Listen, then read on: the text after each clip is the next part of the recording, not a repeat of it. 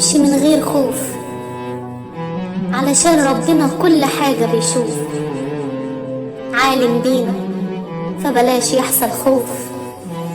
الأيام كفيلة تبين إنسان كان عامل صاحب ومحبوب، مش من المشروط إنك مرة واحدة تقود أو يحصل عقود.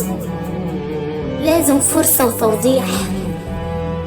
اوعى تطيح علشان ساعات قطع العلاقات، اوعى تطيح علشان ساعة قطع العلاقات ما يكونش فيه أزمات ولا ندم يحسسك بمعاناة.